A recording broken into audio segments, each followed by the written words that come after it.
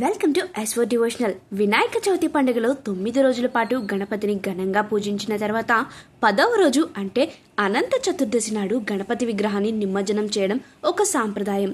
హైదరాబాద్లో అయితే ఈ నిమజ్జనోత్సవం మరింత వైభవంగా జరుగుతుంది.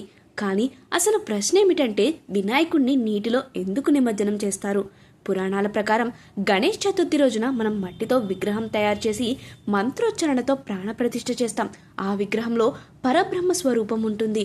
9 రోజుల పాటు మనం గణపతిని శ్రద్ధగా పూజిస్తాం. కానీ ఆ పూజ ముగిసిన తర్వాత ఆ విగ్రహాన్ని అలాగే ఉంచితే అది పాపమని శాస్త్రాలు చెబుతున్నాయి.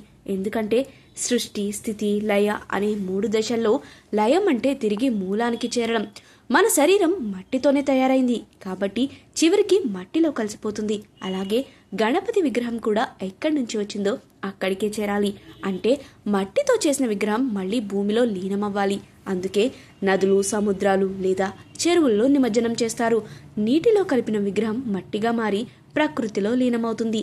దీన్నే పరబ్రహ్మతో ఐక్యం అని అంటారు. ఇంకా ఒక ముఖ్యమైన విషయం, గణపతి పూజలో ఉపయోగించే అన్ని పదార్థాలు ఔషధ గుణాలు కలిగినవే.